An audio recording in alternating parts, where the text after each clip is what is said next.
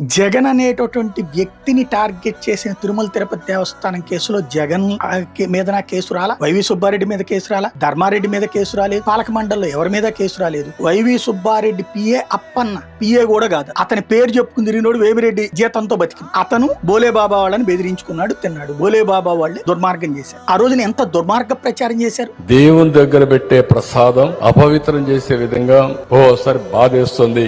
నాసి రకమైన ఇంగ్రీడియంట్సే కాకుండా ఎనిమల్ ఫ్యాట్ కూడా వాడారని. ఏది గీకు బదులు రామజన్మ అయోధ్య రామ మందిరం కోసం దానికి కూడా వీళ్ళు 1,00,000 లడ్లు ఇలా బీఫ్ తోటి, పిగ్ ఫ్యాట్ తోటి, ఫిష్ ఆయిల్ తోటి కలిపిన లడ్డు 1,00,000 లడ్లు. ఇది దేశం అంతా దీన్ని కదిలిపోయింది. ఈ రోజున ఇలాంటి అపవిత్రం జరిగింది. చివరికి సుప్రీంకోర్టు ఆపింది. నోరు మూసుకోండి, మీరు బయట మాట్లాడకండి, అసలు ముందు అదేందో తేలనివ్వండి. ఇప్పుడు ఏం తేల్చింది సిబిఐ? అదేమి లేదని తేల్చింది కదా. ఇప్పుడు ఎవరి మీద కేసులు పెట్టారు? మొత్తం సిబ్బంది మీద, అంతే కదా. ఆ అప్పన్న అనేవాడి మీద కూడా, వాడికి వాళ్ళకి ఉన్న దేవుడిని మనం దుర్మార్గంగా వాడుతాం.